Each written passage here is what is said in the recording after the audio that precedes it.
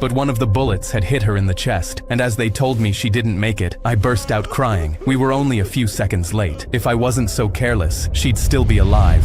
We were in the middle of a test when I caught a student whispering and pointing into his backpack. But just as I was about to stand up and bust him for cheating, he pulled out something metal and black. This kid was known for causing trouble and harassing multiple girls, one of them being my daughter. And since I was lucky enough to teach her that year, she was sitting right in front of him. I instantly started getting nervous. I didn't have a clear enough view to be sure what it was, but knew I had to get a better look, so I stood up pretending to help one of my students. However, the second I got a closer look, I realized what it was. It was a handgun. My hands started shaking, but as I sat back down, I dialed 911 on my phone, but knew he'd hear me if I even whispered. I knew I couldn't just walk out of the room and leave them in there, so I texted our principal, praying he'd respond. Sweat was dripping onto my desk, and as he held up finger guns at her, I knew I couldn't wait any longer. That's when I got an idea. I looked at that same student and wrote her a note that said, "Ask me to use the bathroom. Go get the principal, get him to check his phone, and leave the school immediately." And when I handed it to her, she could see how terrified I was. But without saying anything, she left the room. It took everything to hold back my tears. But then someone knocked on the door. Our principal walked in the room, and I immediately saw the kid get nervous. The principal walked up and asked him, "Could you come into the hall with me?" And he stood up with one hand still in his backpack. My heart raced as he walked past my daughter, but just before he finally left the room, he stopped. Everyone watched, and I saw him unzip his bag. My heart stopped, but before anyone could do anything, he pulled out the gun and aimed it directly at my daughter. I yelled, "No, don't!" and everyone screamed. I ran towards her, diving in front of her to stop it. I saw police running in behind him, but in slow motion,